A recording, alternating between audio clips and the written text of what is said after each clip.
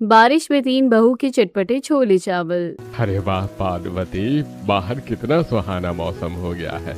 ऐसे बारिश में अगर एक कप गर्मा गर्म अदरक वाली चाय मिल जाए तो कसम से दिन बन जाए। हाँ जी, रुकिए, मैं बहुओं को बुलाती हूँ चाय नाश्ते के लिए। पार्वती बालकनी से ही आवाज लगाती है। अरे बहुओं, कहाँ रह गई सब? जरा बारिश में हमारे लिए चाय और कुछ नाश्ता तो ले आओ। रसोई से छोटी बहू नेहा हाथों में चाय की ट्रे लिए हुए बालकनी में आती है। माँ जी, पापा जी, आप दोनों की गर्मा गर्म अदरक वाली चाय और इलायची वाली चाय भी तैयार है। अरे वाह नेहा बेटा, तू तो हमेशा मन की बात समझ जाती है। चाय तो ठीक है नेहा, पर तेरी बाकी जेठानियाँ कहाँ हैं? अपने कमरे में बैठी होगी महारानियाँ। नहीं नहीं माँ जी, सुमन दीदी अपने कमरे की सफाई कर रही थी और रीना दीदी महीने का हिसाब जोड़ रही थी। तभी सुमन बालकनी में आती है। माँ जी, आप तो बस बात बात पर ताने मारने का मौका ढूंढती हो। हम अपनी काम निपटा रहे हैं, अब हर वक्त तो रसोई में खड़े नहीं रह सकते ना। अरे वाह सुमन, तू तो सीधा भाषण देने आ गई। जब से तेरे पति की अच्छी नौकरी लगी है, तेरे तो पर ही निकल आए हैं। इसमें गलत क्या है माँ जी? जब मेरे पति ज्यादा कमाते हैं तो मुझे इस घर का सारा धूल धुआं चाटने की जरूरत नहीं है। सोच रही हूँ बाई रख लूं। पीछे से रीना हाथ में डायरी और पेन लिए बड़बड़ाते हुए आती है। हे राम, घर में राशन और बिजली का बिल आसमान छू रहा है। अब बाई रखने की हैसियत नहीं है हमारी। लो आ गई हमारी कंजूस मक्खी चूस महारानी रीना। तू हर बात पे पैसे का रोना रोने क्यों बैठ जाती है?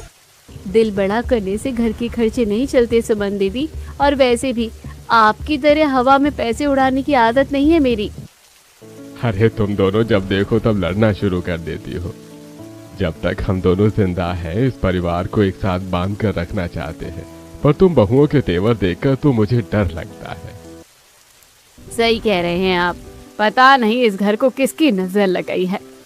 माँ जी, पापा जी, आप परेशान मत होइए और बताइए आज रात के खाने में क्या खाने का मन है आप दोनों का? अरे हाँ, ऐसी बारिश में तो कुछ चटपटा और मसालेदार खाने का मजा ही अलग है। नेहा बेटा, तू आज रात को चटपटे छोले और चावल बना ले। हाँ, नेहा के हाथ के छोले चावल तो सच में लाजवाब होते हैं। माँ जी, छोले चावल तो मैं भी बना सकती हूँ, इसमें कौन सा तीर माना है? आप तो बस हर वक्त छोटी बहू के ही गुण गाती रहती है। रहने दे रीना, तेरे हाथ के छोले चावल में तो मसालों की जगह सिर्फ पानी और कंजूसी तैरती है। आज रात तो छोले चावल नेहा ही बनाएगी। बनाने दीजिए माँ इसे, वैसे भी छोटी के पास इसके अलावा काम ही क्या है? संजय भैया की कमाई तो इतनी है नहीं कि ये नखरे दिखाए, इसे तो रसोई में ही खटना पड़ेगा। दीदी, मैं खुशी खुशी आप सबके लिए छोले चावल बना दूंगी। ठीक है बेटा, तू तैयारी कर, और तुम दोनों भी जरा रसोई में जाकर नेहा की मदद करवा दो। मुझे माफ भी कीजिए, मेरे हाथों की नेल पॉलिश खराब हो जाएगी। जिसे शौक है छोले बनाने का वही बनाए। हाँ हाँ, बनाने दो इसे छोले चावल। बारिश तेज होती है, नेहा रसोई में चली जाती है और दोनों जेठानियां मुंह बनाकर कमरों में घुस जाती हैं। रात 8:30 बजे रसोई से छोले चावल की खुशबू आ रही है और तभी बड़ा बेटा राजेश घर में आता है। उफ, बाहर तो जैसे प्रलय आ गई है। इतनी तेज बारिश में गाड़ी चलाना भी मुश्किल हो रहा था। अरे राजेश, आप आराम से बैठिए। देखिए ना, अच्छा हुआ जो आपके पास अपनी कार है, वरना इस तूफानी बारिश में तो आप भीगकर बीमार ही पड़ जाते। हाँ सुमन, कार होने का यही तो फायदा है। चाहे कितनी भी बारिश हो, बंदा सूखे का सूखा घर पहुंच जाता है। तभी अमित स्कूटर की चाबी हाथ में नचाता हुआ अंदर आता है। अरे बाप रे, स्कूटर पर तो आज आधी रास्ते में ही भीग गया। हवा इतनी तेज थी कि रेनकोट भी किसी काम का नहीं रहा। अरे अमित भाई साहब, अब स्कूटर पर चलेंगे तो भीगेंगे ही ना। हर किसी की किस्मत में कार थोड़ी ना होती है। दीदी, जरा अपनी जुबान को लगाम दीजिए। स्कूटर भी अपना ही है, किसी से मांग कर नहीं लाए। और वैसे भी कार में जितना पेट्रोल डलता है ना, उतने में हमारे घर का महीने भर का राशन आ जाता है। रीना, तू अब बस भी कर। आते ही तेरा महाभारत शुरू हो जाता है। टॉवल दे, जरा सिर पोंछ लूं। अरे भाई राजेश, अमित, तुम दोनों हाथ मुंह धो लो। और हाँ, संजय कहाँ रह गया? क्या वो अभी तक दुकान से वापस नहीं आया? पापा जी, आपके छोटे लाडले के पास कौन सी कार या स्कूटर है? वो तो बेचारा अपनी टूटी हुई साइकिल से आता है। सही कहा रीना, साइकिल वालों का तो बारिश में भगवान ही मालिक होता है। चुप रहे सुमन, एक शब्द और बोला तो ठीक नहीं होगा। बेचारा संजय दिन रात मजदूरी और मेहनत करता है, तब जाकर 4 पैसे कमाता है। उसका मजाक उड़ाते हुए तेरी जुबान नहीं कांपती? रसोई से छोटी बहू नेहा गर्मा गर्म छोले चावल की थाली सजाकर बाहर लाती है। माँ जी, संजय जी अभी तक नहीं आए। उन्होंने कहा था कि आज काम जल्दी खत्म करके 8 बजे तक आ जाएंगे। घबरा मत नेहा बेटा, बारिश बहुत तेज है ना, तो शायद कहीं रुक गया होगा। तू चिंता मत कर, आ जाएगा। अरे वाह, घर में घुसते ही मसालों की खुशबू तो बड़ी जबरदस्त आ रही है। पर टेबल पर ये क्या रखा है? छोले चावल? और नहीं तो क्या राजेश, इस गंवार छोटी ने आज फिर वही घिसे पिटे छोले चावल बना दिए। अरे भाभी, क्या बात कर रही हैं आप? खुशबू तो कसम से लाजवाब आ रही है। सिलबट्टे के पिसे मसालों की खुशबू ही अलग होती है। हाँ राजेश, आज बारिश के मौसम में मेरी और तेरी माँ की फरमाइश पर ही नेहा ने ये चटपटे छोले चावल बनाए हैं। अरे वाह, स्वाद तो सच में बहुत बढ़िया है, चटपटा और एकदम मजेदार। राजेश, आप भी ना बस तारीफ करने लग जाते हैं। नॉर्मल छोले ही तो हैं। सब लोग खाना खाने बैठते हैं, लेकिन नेहा बार बार दरवाजे की तरफ देखती रहती है। घड़ी में 9:30 बज जाते हैं। माँ जी, 9:30 बज गए हैं। संजय जी का फोन भी नहीं लग रहा। वो कभी इतने लेट नहीं होते हैं। शांत हो जा नेहा बेटा, तू इस हालत में ज्यादा चिंता मत कर। राजेश, जरा अपने भाई के नंबर पर फोन लगा कर देखना। माँ, मिला तो रहा हूँ पर स्विच ऑफ आ रहा है। आ जाएगा, कहीं बारिश में रुका होगा। तभी अचानक राजेश के फोन पर किसी अनजान नंबर से कॉल आता है। हेलो, हाँ मैं राजेश बोल रहा हूँ। आप कौन? क्या एक्सीडेंट? सरकारी अस्पताल में है? क्या हुआ जेठ जी? संजय जी को क्या हुआ? बोलिए ना। राजेश, बोल बेटा, क्या हुआ? कौन है अस्पताल में? पापा जी, संजय का बहुत बड़ा एक्सीडेंट हो गया है। वो अस्पताल में है। उसकी हालत बहुत नाजुक है। हे भगवान, ये क्या हो गया मेरे बच्चे को? संजय जी, नहीं, माँ जी मुझे संजय जी के पास ले चलो। छोले चावल की खुशबू से चहकता घर एक ही झटके में चीखों और आंसुओं में डूब गया। अस्पताल के ठंडे गलियारे में आईसीयू की लाल बत्ती जल रही थी। अंदर संजय जिंदगी की जंग लड़ रहा था और बाहर बदहवास नेहा की आंखें रो रो कर लाल हो चुकी थी। हे छठी मैया, मेरे सिंदूर की रक्षा करना। मेरे पति ने कभी किसी का बुरा नहीं किया, फिर उनके साथ ऐसा क्यों हुआ? हे भगवान, मुझे चाहे जो सजा दे दो, पर संजय जी को ठीक कर दो। धीरज रख नेहा बेटा, तू इस हालत में इतना रोएगी तो पेट में पल रहे बच्चे पर बुरा असर पड़ेगा। हाँ बेटी, भगवान पर भरोसा रख। राजेश, अंदर डॉक्टर साहब ने कुछ बताया? इतनी देर क्यों हो रही है? पापा जी, मैं 2 बार अंदर आकर आया हूँ। डॉक्टर साहब कह रहे हैं कि खून बहुत बह चुका है। उस ट्रक वाले ने तो जैसे जान से मारने की ही ठान रखी थी।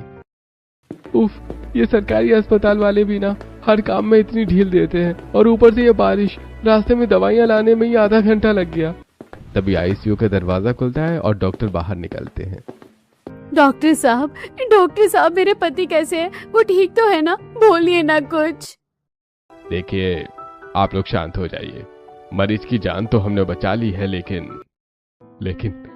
क्या डॉक्टर साहब? खुल के बोलिए, मेरे बेटे को क्या हुआ है? अंकल जी, भारी ट्रक का पहिया उनके दोनों पैरों से गुजर गया है। रीढ़ की हड्डी और पैरों की नसें बुरी तरह से कुचल चुकी हैं। हमने बहुत कोशिश की, लेकिन अब संजय जी कभी अपने पैरों पर खड़े नहीं हो पाएंगे। नहीं, ऐसा मत कहिए डॉक्टर साहब। मेरे संजय जी अपाहिज नहीं हो सकते। अभी तो हमारी गृहस्थी शुरू ही हुई थी। हे भगवान।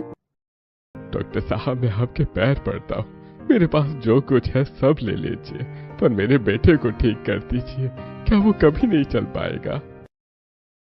बाबा जी, खुद को संभालिए। अब सिर्फ दवाइयाँ ही उनका सहारा है। उनका लंबा इलाज चलेगा, रोज महंगी दवाइयाँ और फिजियोथेरेपी लगेगी। अगर समय पर दवाइयाँ नहीं मिली तो इन्फेक्शन फैलने का खतरा है। आप लोग उन्हें घर ले जा सकते हैं। डॉक्टर वहां से चले जाते हैं। राजेश और अमित एक दूसरे का मुंह देखने लगते हैं। अपाहिज, जिंदगी भर का इलाज और महंगी दवाइयाँ, अब इसका खर्चा कौन उठाएगा? बाप रे, रोज की महंगी दवाइयाँ। मेरी दुकान तो वैसे ही मंदी चल रही है। अगर इसका खर्चा हमारे सिर पड़ा तो हम तो रास्ते पर आ जाएंगे। अरे तुम दोनों खड़े खड़े क्या सोच रहे हो? जाओ, दवाइयों का पर्चा लाओ, जाकर दवाइयाँ खरीदो। हाँ हाँ पापा जी, जाता हूँ, पर आज रात के लिए तो जो पैसे थे वो जमा कर दिए हैं। आगे का खर्चा कैसे होगा ये भी तो सोचना पड़ेगा ना। राजेश भाई बिस्तर के अस्पताल पर पड़ा है और तुझे अभी से पैसों की चिंता सता रही है। इंसानियत मर गई है क्या तेरी? माँ जी, आप बड़े भैया से मत झगड़िए। मैं अपने संजय जी की सेवा खुद करूंगी, चाहे जो हो जाए मैं उन्हें हारने नहीं दूंगी। संजय को अस्पताल से बेबस हालत में घर लाया गया, पर दवाइयों के लंबे बिल देखते ही जेठानियों का गुस्सा फूट पड़ा। नेहा, मुझे माफ कर दे, मैं तेरे लिए खुशियों की जगह लाचारी और बीमारी का बोझ बन गया। ऐसा मत बोलिए संजय जी, आप मेरी हिम्मत है। जब तक मैं हूँ आपको कुछ नहीं होने दूंगी। माँ जी, ये क्या तमाशा बना रखा है? हर 2 दिन में 5-5 हजार की दवाइयाँ आ रही है। हम मुफ्त का धर्म कांटा खोल कर नहीं बैठे हैं। सही कह रही हो दीदी, अमित जी की दुकान वैसे ही मंदी है। हम किसी अपाहिज का खर्चा उठाने के लिए पाई नहीं जोड़ रहे। शर्म करो तुम दोनों। छोटा भाई जिंदगी और मौत से लड़कर लौटा है और तुम्हें पैसों की पड़ी है। सीधी बात है माँ जी, या तो घर का बंटवारा करो और अपना अपना संभालो, वरना हम ये घर छोड़कर जा रहे हैं। उसी रात बेटों की चुप्पी और बहुओं की जिद के आगे घर में बंटवारा हुआ। राजेश, अमित, तुम दोनों अपनी बीवियों के आगे चुप खड़े हो। क्या इसीलिए तुम्हें पाल पोस कर बड़ा किया था? पापा जी, हमारे भी अपने खर्चे हैं। हम अकेले पूरे इलाज का ठेका नहीं ले सकते। मेरी वजह से कलेश मत कीजिए। मुझे बंटवारा मंजूर है। मैं और नेहा स्टोर रूम में रह लेंगे। हम भी अपने छोटे बेटे और नेहा के साथ उसी स्टोर रूम में रहेंगे, पर तुम दोनों मक्कारों के हाथ का एक निवाला नहीं खाएंगे। हाँ हाँ, देख लेंगे कितनी बड़ी अन्नपूर्णा बनती है आपकी छोटी बहू। कल जब पेट में चूहे कूदेंगे ना, तब अक्कल ठिकाने आएगी। अगली सुबह 8 बजे। नेहा, सिर में बहुत तेज दर्द हो रहा है। दवाइयों का वक्त हो गया है, कुछ खाने को है क्या? हाँ संजय जी, मैं अभी आपके लिए कुछ लाती हूँ। नेहा बेटा, कमरे के कोने में पुराना कबाड़ पड़ा है, मैं बेच आती हूँ। 2 वक्त की सूखी रोटी और दवाई का पैसा हो जाएगा। नहीं माँ जी, इस उम्र और बारिश में आप कहीं नहीं जाएंगी। आप संजय जी को संभालिए, कबाड़ बेचने मैं जाऊंगी। सिर पर पन्नी ओढ़े कीचड़ में भारी कट्टा उठाई नेहा कदम बढ़ा रही थी। उफ, ये बारिश थमने का नाम ही नहीं ले रही, पर मुझे हार नहीं माननी। किसी भी हाल में दुकान तक पहुंचना ही होगा। नेहा चलते चलते कीचड़ में फिसल जाती है और घुटनों के बल गिर पड़ती है। उसके कट्टे से थोड़ा कबाड़ बिखर जाता है। हे भगवान, मुझे हिम्मत दे, मुझे इस वक्त कमजोर नहीं पड़ना है। नेहा हिम्मत जुटाकर उठती है, बिखरा कबाड़ समेटती है और लंगड़ाते हुए एक कबाड़ी की दुकान पर पहुंचती है। रामू भैया, जरा ये कबाड़ तोल दीजिए, इसमें लोहा और पुरानी रद्दी है। अरे बाहुरिया, इस तूफानी बारिश में कबाड़ बेचने आई हूँ। लाओ, दिखाओ क्या है इसमें। रामू कबाड़ी कट्टे को तोलने का नाटक करता है।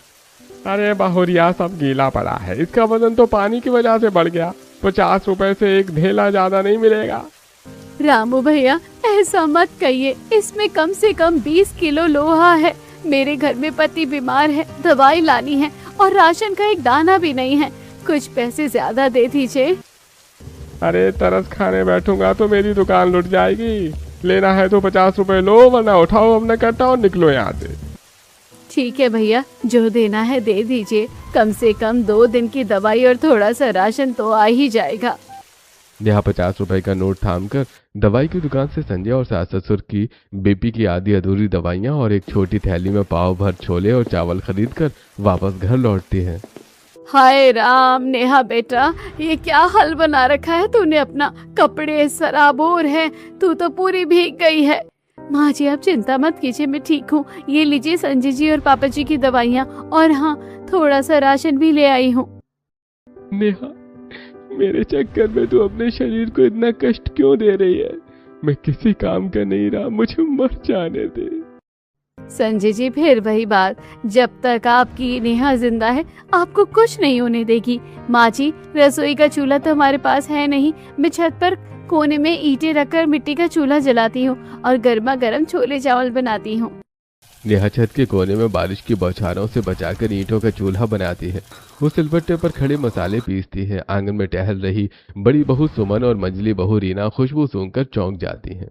अरे ये किस चीज की खुशबू है? इतनी जबरदस्त मसालेदार महक कहाँ से आ रही है?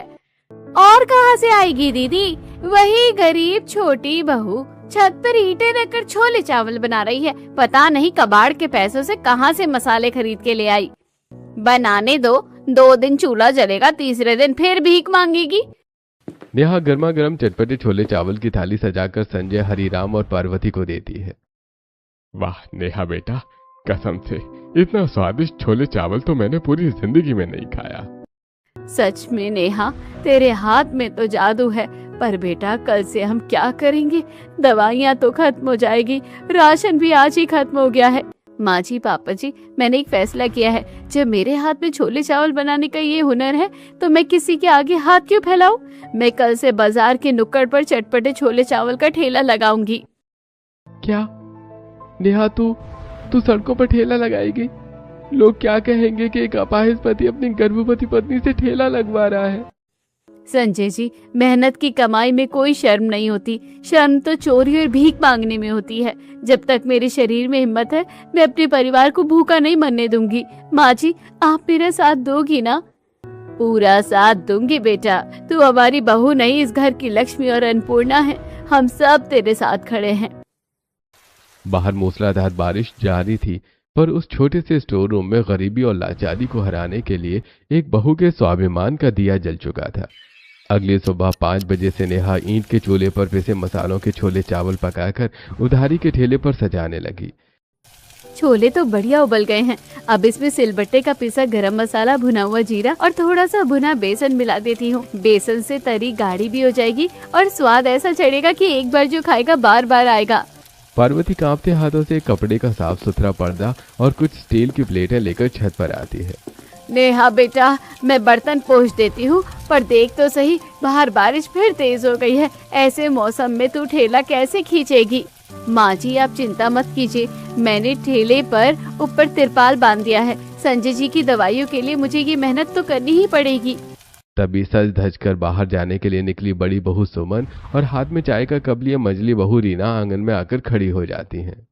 उफ, सुबह सुबह ही इस घर में गमारों जैसी मसालेदार बदबू फैल जाती है। रीना, जरा देखना तो, महारानी जी ठेला सजाकर निकल रही है। क्या दीदी, लो आ गई अकल ठिकाने? अब तक तो पति कमाकर खिलाता था, अब सड़कों पर छोले चावल ले लो, छोले चावल चिल्लाएगी। पूरे मोहल्ले में हमारी नाक कटवा कर रहेगी ये गरीब।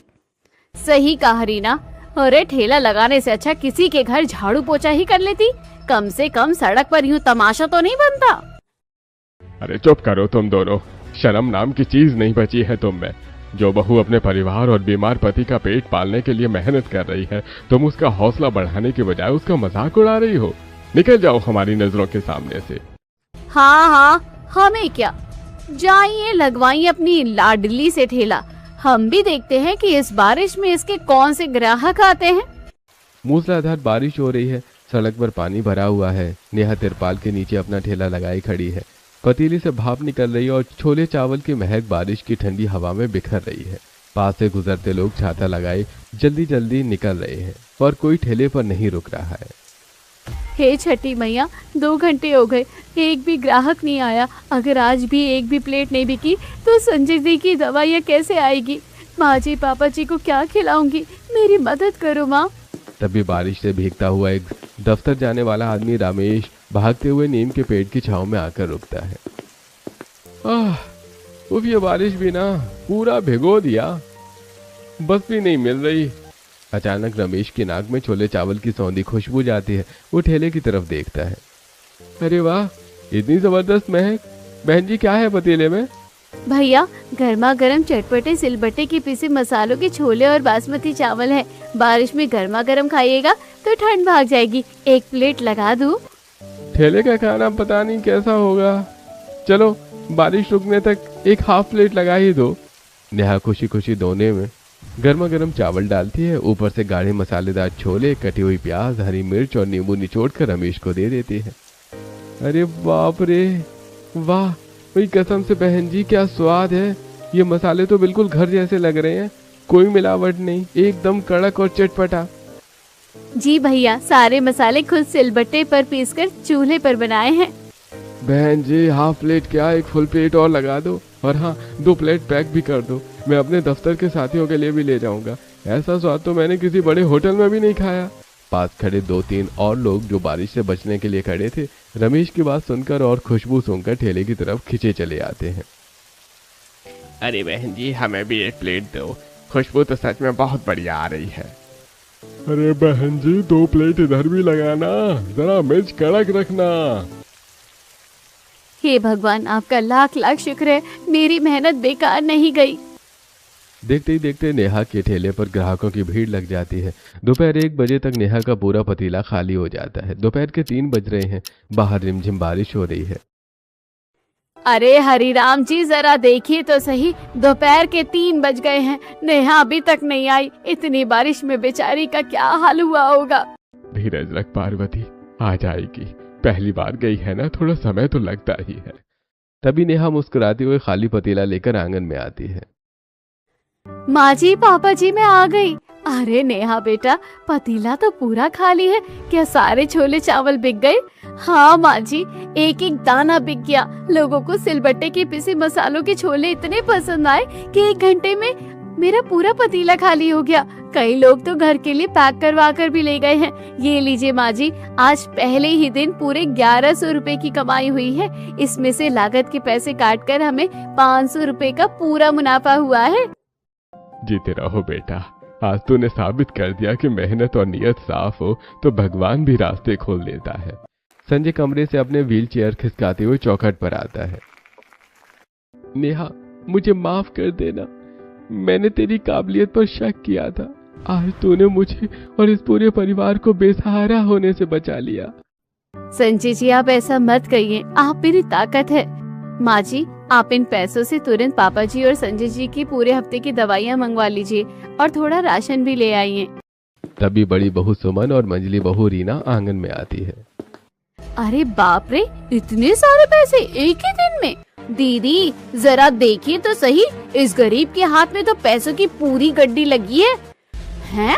1100 रुपए देकर ऐसे उछल रहे हैं जैसे कोई खजाना मिल गया हो। दिन भर सड़क पर ठेला खींचकर बारिश में कीचड़ खाकर 500 रुपए कमाए हैं। इतने पैसों में तो मेरा एक लिपस्टिक भी नहीं आता। दीदी, लिपस्टिक आए या ना आए, पर इसके छोले चावल तो सारे बिक गए। अगर ये रोज ऐसे ही पैसे कमाने लगी तो माँ जी और पापा जी तो इसी की आरती उतारेंगे।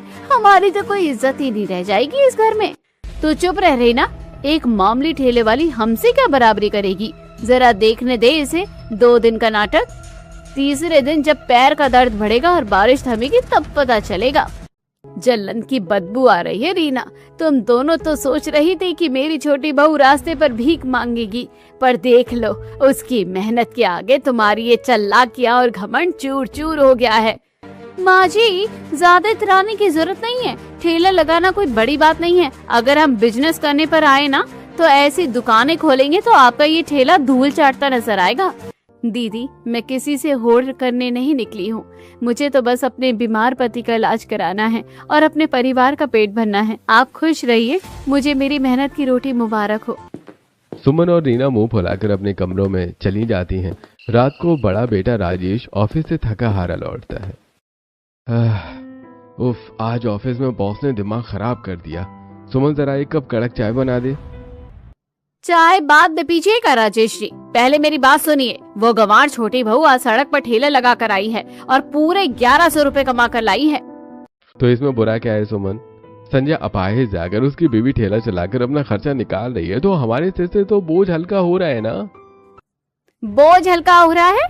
आपको अपनी इज्जत की कोई परवाह है या नहीं? पूरे मोहल्ले में लोग कह रहे हैं कि बड़े भाई की कार खड़ी है और छोटी बहू रास्ते पर ठेला लगा रही है।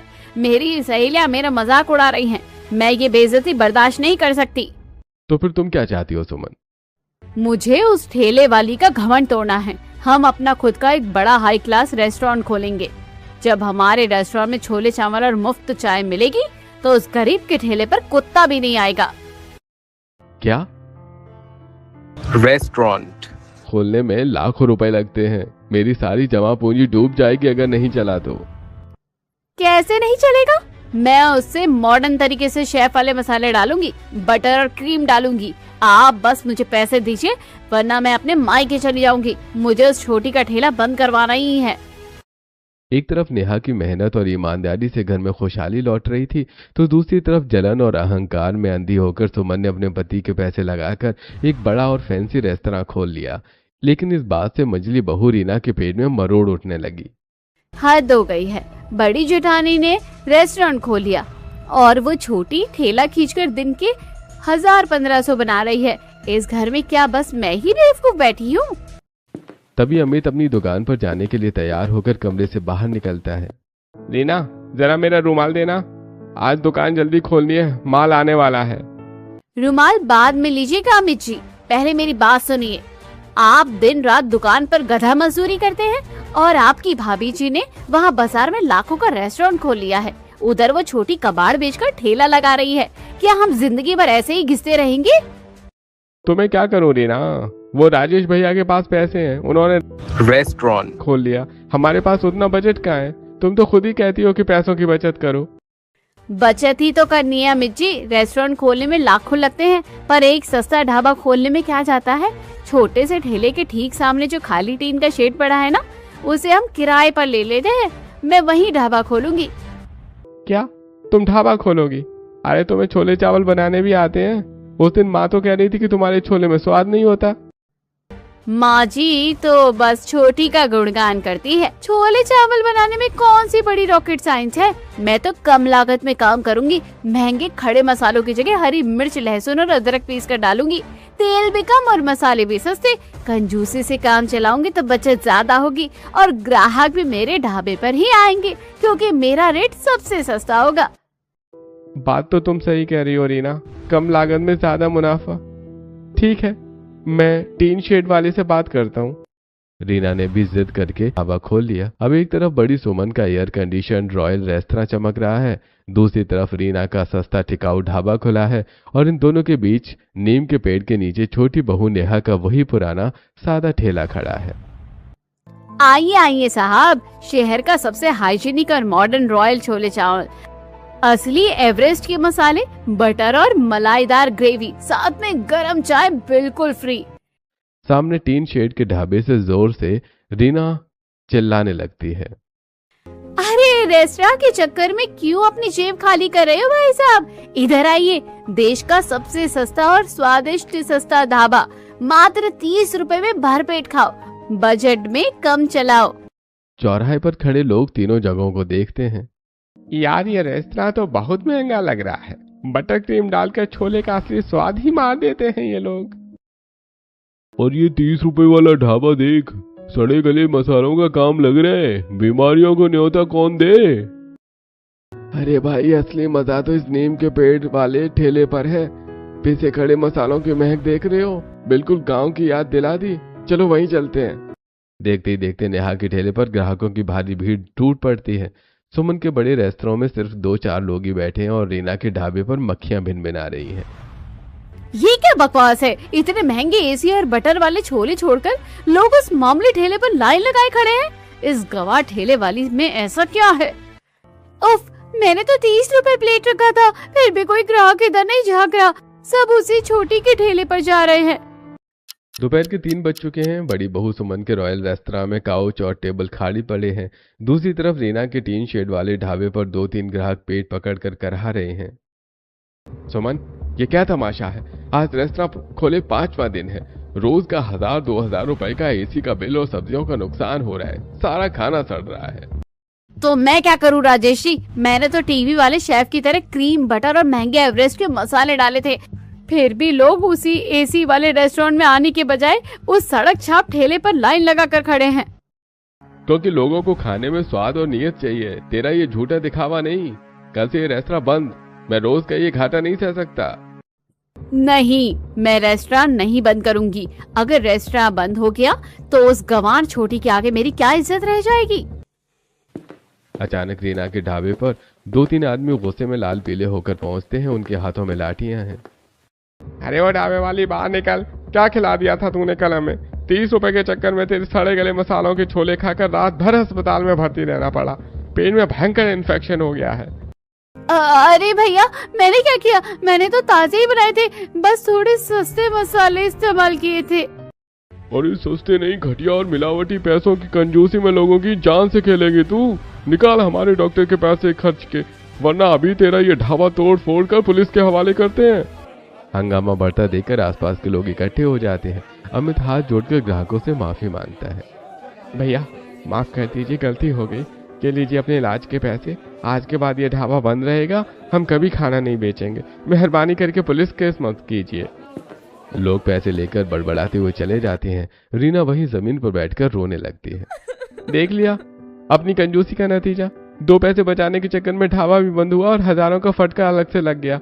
तूने तो मेरी बची खुची इज्जत का भी कचरा कर दिया। दूसरी तरफ नेहा के ठेले पर रोज की तरह सारे छोले चावल खत्म हो चुके हैं। माँ जी, पापा जी, आज की बिक्री पूरी हो गई। ये लीजिए आज की कमाई का हिस्सा। इससे संजय जी की फिजियोथेरेपी की अगली किस्त जमा हो जाएगी। रख ले नेहा बेटा, ये तेरी ईमानदारी और पसीने की कमाई है। क्यों सुमन, क्यों रीना, अब क्या हुआ? एक का एसी वाला रेस्टोरेंट ठप हो गया और दूसरे के ढाबे पर ताला लग गया। बहुत घमंड था ना तुम दोनों को अपने पैसों और चालाकियों पर। तुम दोनों ने होड़ की, ईर्ष्या की और इस घर के टुकड़े कर दिए, पर नतीजा क्या निकला? लाखों का नुकसान, मोहल्ले में बेइज्जती और अपनों से दूरी। अगर तुमने यही ऊर्जा अपनी छोटी बहू का नीचा दिखाने के बजाय उसका साथ देने में लगाई होती तो आज ये दिन न देखना पड़ता। पापा जी, हमसे बहुत बड़ी भूल हो गई।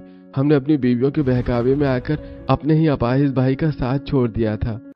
हाँ पापा जी, आज समझ आया कि घमंड और चालाकी से घर नहीं चलता। मेरी दुकान की बचत भी डूब गई। माँ जी, पापा जी, मुझे माफ कर दीजिए। मेरे सिर पर घमंड का भूत सवार था। मुझे लगता था कि पैसों से सब कुछ खरीदा जा सकता है, पर छोटी के हाथों के स्वाद और नियत की सच्चाई ने मेरी आंखें खोल दी। मुझे भी माफ कर दे छोटी। मैंने तेरी गरीबी का मजाक उड़ाया, पर तूने कभी पलटकर हमें बद्दुआ नहीं दी। सच में तू ही इस घर की अन्नपूर्णा है। अरे रीना दीदी, ऐसा मत कहिए। आप मेरी बड़ी बहन जैसी है। बुरा वक्त तो आता जाता रहता है, पर परिवार से बढ़कर कुछ नहीं होता। सुमन दीदी, आप भी मत रोइए। भाभी जी, नुकसान तो हुआ है, पर अगर इससे हमारे बिखरे हुए परिवार के दिल जुड़ जाएं, तो समझो घाटा नहीं मुनाफा हुआ है। वाह मेरे बच्चों, आज मेरा परिवार फिर से एक हो गया। याद रखो, एक लकड़ी को कोई भी तोड़ सकता है, पर जब लकड़ियां गट्ठर बन जाती हैं तो कोई आंधी उसे हिला नहीं सकती। छोटी, तेरा काम तो बहुत जम गया, पर तू अकेले इस पेट से कब तक ठेला खींचेगी? क्यों ना हम सब मिलकर तेरे इस हुनर को एक बड़ा नाम दे। हाँ दीदी, छोटी सिलबट्टे पर मसाला पीसेगी और छोले चावल बनाएगी। मैं हिसाब किताब और राशन की बचत संभालूंगी और सुमन दीदी अपने स्टाइल से मार्केटिंग और ग्राहकों को संभालेगी। सच दीदी, अगर आप दोनों मेरा साथ दोगी तो हम चौपाटी स्टाइल में शहर का सबसे बड़ा 3 बहुओं के चटपटे छोले चावल का स्टॉल खोलेंगे। कुछ दिन बाद चौपाटी पर बारिश में 3 बहू के चटपटे छोले चावल के स्टॉल खुला है। नेहा सिलबट्टे पर मसाला बना रही है, सुमन ग्राहकों को सर्व कर रही है और रीना कैश संभाल रही है। आइए आइए साहब, बारिश के सुहावने मौसम में खाइए हमारे चटपटे छोले चावल। शुद्ध मसाले, सही दाम और ढेर सारा प्यार। क्योंकि जहाँ परिवार की एकता और नियत की शुद्धता होती है, वही असली स्वाद होता है।